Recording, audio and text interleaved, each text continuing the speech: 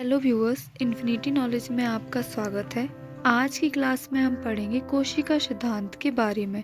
इससे पहले जो मैंने वीडियो अपलोड की है उसमें हम लोग कोशिका के बारे में पढ़ चुके हैं।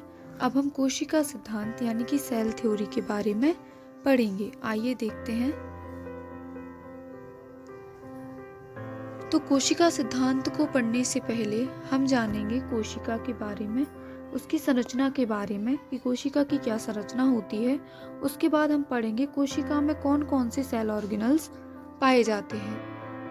कोशिका है यानी कि जो सेल है वो सभी जीवों के शरीर की संरचनात्मक एवं रचनात्मक इकाई है। यानी कि किसी भी जीव, कोई भी जो जीव है उसका शरीर जो है वो कोशिकाओं से मिलकर के बना हुआ है। कोशिका की खोज रॉबर्ट हुक नामक वैज्ञानिक ने 1665 में की थी। अब हम पढ़ेंगे सेल थ्योरी के बारे में, जिसको हम कोशिका सिद्धांत कहते हैं। कोशिका सिद्धांत किसने दिया? यह दिया है जे.एम. स्लाइडेन और टी. श्वान नामक वैज्ञानिक ने। कब दिया? 1855 में दिया था। और जो बिरचो हैं, वैज्ञानिक बिरचो, उन्होंने इस कोशिका सिद्धांत को आगे बढ़ाया था। तो कोशिका सिद्धांत क्या कहता है, क्यों बनाया गया, क्या इसके मेन पॉइंट्स है, ये हम देखेंगे। कोशिका सिद्धांत इस बात पर आधारित है कि सभी जो जीव हैं वो कोशिकाओं से बने हुए हैं और कोशिका ही जीवन की मूलभूत इकाई है। जो बॉडी की यूनिट है वो क्या है? सेल है। जो लाइफ की, बॉडी की जो यूनिट है वो है सेल है। और जो कोशिका सिद्धांत है उसके मेन पॉइंट्स जो हैं वो अब हम देखेंगे आगे। तो कोशिका सिद्धांत का फर्स्ट जो मेन पॉइंट है वो है प्रत्येक जीव, जो ऑर्गेनिज्म है वो एक या एक से अधिक कोशिकाओं से मिलकर के बना हुआ होता है। जो जीव है, जो ऑर्गेनिज्म है, वो एक कोशिका से, सिंगल सेल से मिलकर के बना हो सकता है, जिसको यूनिसेलुलर कहा जाता है। या फिर वह बहुत सी कोशिकाओं से मिलकर के बना हो सकता है, जिसको मल्टीसेलुलर यानी कि बहुकोशिकीय कहा जाता है। जो सेकंड पॉइंट है, प्रत्येक जीव में कोशिका जो है मौलिक, संरचनात्मक एवं सांगठनिक इकाई होती है।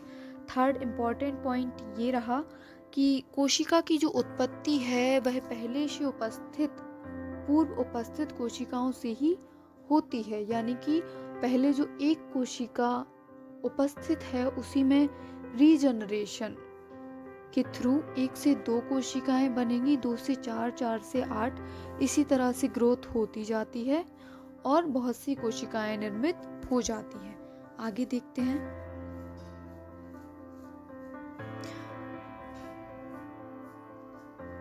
कोशिका की संरचना देखेंगे हम, स्ट्रक्चर में क्या क्या शामिल होता है। तो कोशिका के 3 मुख्य भाग होते हैं, 3 मेन पार्ट्स होते हैं। फर्स्ट जो है वो है कोशिका झिल्ली, जिसको कहा जाता है सेल मेम्ब्रेन।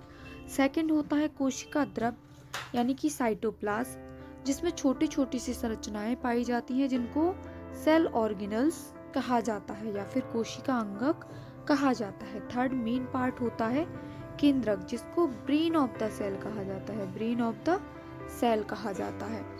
ये हमारी एक बेसिक, ये जो है एक बेसिक सेल हम मान लेंगे, जिसमें ये सेल मेम्ब्रेन है। यहाँ पे जो फिल है, फ्लड, वो हमारा साइटोप्लाज्म है। और ये जो आपको येलो बॉल टाइप की संरचना दिखाई दे रही है, ये है हमारा न्यूक्लियस। ये 3 मेन पार्ट्स होते हैं कोशिका के। आगे देखते हैं। आगे थोड़ी सी थ्योरी वाला पार्ट दिया गया है, इसको हम पढ़ेंगे। कोशिकाएं कैसी होती हैं? कोशिकाएं सजीव होती हैं तथा वे सभी कार्य करती हैं जिन्हें सजीव प्राणी करते हैं, जैसे कि ह्यूमन बीइंग्स, एनिमल्स, ये क्या है? लिविंग है। ये सभी क्या करते हैं? ग्रोथ होती है इनमें, इनमें मूवमेंट होता है। जो कार्य सभी सजीव करते हैं वो सभी कोशिकाओं में भी होते हैं। जो कोशिकाएं होती हैं उनका आकार अति सूक्ष्म यानी कि बहुत ही छोटा होता है। आकृति में ये गोलाकार हो सकती हैं, अंडे के आकार की हो सकती हैं, स्तंभ के आकार की हो सकती हैं, रोम युक्त, कसाविका युक्त या फिर बहुभुजीय हो सकती हैं। ये कोशिका के आकार के बारे में बताया गया है कि कोशिका कौन कौन से आकार की हो सकती है। जो कोशिका रहती है वह एक जेली जैसी वस्तु के द्वारा घिरी हुई रहती है, जिसको क्या कहा जाता है? सेल मेम्ब्रेन कहा जाता है। ये कोशिका सेल मेम्ब्रेन कहा जाता है। कोशिका जो झिल्ली होती है वो सिलेक्टिवली परमिएबल होती है, यानी कि जो कोशिका झिल्ली है वह कुछ निश्चित पदार्थों को कोशिका के अंदर जाने देती है और कुछ निश्चित पदार्थों को ही कोशिका से बाहर जाने देती है। तो इस प्रकार से जो सेल मेम्ब्रेन है वो कैसी है? सिलेक्टिवली परमिएबल है।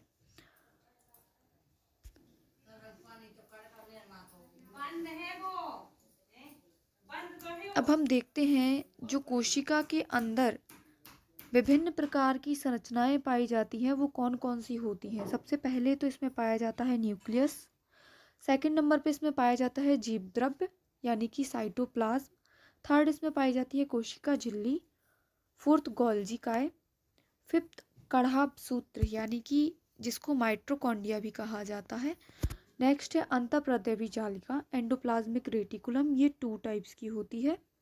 आगे हम इसके बारे में डिटेल में स्टडी करेंगे। 7th नंबर पे इसमें पाया जाता है गुणसूत्र यानी कि क्रोमोसोम्स जिसको कहते हैं, या फिर इसको कहते हैं जेनेटिक मटेरियल, जो एक पीढ़ी से दूसरी पीढ़ी में स्थानांतरित हो जाता है। फिर आगे हम देखेंगे 8th नंबर पे इसमें पाया जाता है लाइसोसोम, जिसको सुसाइडल बैग ऑफ सेल कहा जाता है। सुसाइडल बैग कहा जाता है यानी कि आत्महत्या की थैली इसको कहा जाता है। नेक्स्ट जो है 9th नंबर पर वो है राइबोसोम, जिसको प्रोटीन फैक्ट्री कहा जाता है। इसके थ्रू जो है प्रोटीन संश्लेषण का काम होता है। 10th नंबर पे इसमें पाई जाती है राजधानी वैक्यूल जिसको कहा जाता है। और 11th नंबर पे जो हमारा कोशिकांग दिया गया है वो है प्लास्टिड, जिसको हिंदी में लवक कहा जाता है। ये जो आप डायग्राम देख रहे हैं ये है हमारी प्लांट सेल, और प्लांट सेल में जो कोशिकांग पाए जाते हैं वो यहाँ पर प्रदर्शित किए गए हैं। बाहर आपको ये जो दीवार टाइप की संरचना दिखाई दे रही है ये कोशिका भित्ति है। ये जो बड़ी सी संरचना बीच में आपको दिखाई दे रही है ये है वैक्यूल, जिसको रिक्तिका कहा जाता है। ये न्यूक्लियस है जिसको ब्रेन ऑफ द सेल कहा जाता है। ये प्लास्टिड्स हैं जिनको हरित लवक कहा जाता है। ये माइटोकॉन्ड्रिया है जिसको पावर हाउस कहा जाता है, सेल का पावर हाउस कहा जाता है। ये गोल्जी बॉडीज हैं जो ट्रांसपोर्टेशन में हेल्प करती हैं। और ये जो आपको संरचनाएं दिखाई दे रही हैं ये अंतःप्रद्रवी जालिकाएं हैं जो 2 तरह की होती हैं। एक होता है SER यानी कि स्मूथ एंडोप्लाज्मिक रेटिकुलम, एक होता है RER यानी कि रफ एंडोप्लाज्मिक रेटिकुलम। जो स्मूथ एंडोप्लाज्मिक रेटिकुलम होती है वो वसा के संश्लेषण में मदद करती है, और जिसमें कण पाए जाते हैं, कण यानी कि राइबोसोम पाए जाते हैं, वो प्रोटीन के संश्लेषण में मदद करते हैं। मुझे आशा है कि आपको ये वीडियो पसंद आई होगी। अगर ये वीडियो आपको पसंद आई तो वीडियो को लाइक कीजिएगा और चैनल को सब्सक्राइब कीजिएगा। Thanks for watching my video, और ऐसे ही वीडियो के लिए हमारे साथ बने रहें। Thank you so much.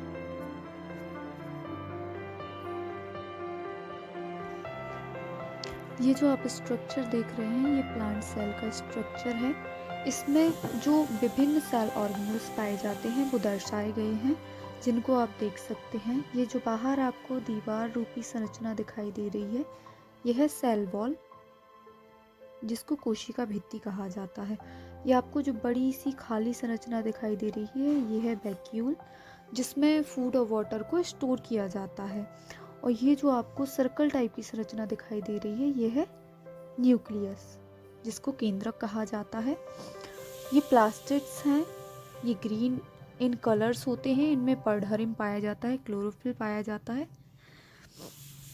और आगे आप ये उंगली नुमा संरचना वाला स्ट्रक्चर देख सकते हैं जिसमें इस तरह के उभार बने हुए हैं। ये हमारा है माइटोकॉन्ड्रिया, जिसको powerhouse of the cell कहा जाता है। इसके बाद हम देखेंगे ये जो आपको लंबी सी संरचनाएं दिखाई दे रही हैं ये है हमारी एंडोप्लाज्मिक रेटिकुलम। और जो एंडोप्लाज्मिक रेटिकुलम होती है वो 2 टाइप्स की होती हैं। फर्स्ट होती है हमारी SER यानी कि स्मूथ एंडोप्लाज्मिक रेटिकुलम, और सेकंड हमारी होती है RER यानी कि रफ एंडोप्लाज्मिक रेटिकुलम। जो स्मूथ एंडोप्लाज्मिक रेटिकुलम है उसमें संश्लेषण होता है फैट का, और जो रफ है उसमें होता है प्रोटीन का संश्लेषण। ये आपको समझ में आ गया होगा कि जो एंडोप्लाज्मिक रेटिकुलम है वो 2 टाइप्स की होती हैं। ये आपको छोटे से कर्णनुमा जो संरचनाएं दिखाई दे रही हैं ये है राइबोसोम्स, जिनको protein factory of the cell कहा जाता है क्योंकि ये प्रोटीन के संश्लेषण में मदद करते हैं। तो आप इस डायग्राम को अच्छे से क्लियरली देख सकते हैं कि इसमें कौन कौन से हमारे सेल ऑर्गेनल्स दिए गए हैं। मैं आपको एक एक ऑर्गेनल्स को जूम करके आपको दिखा देती हूँ।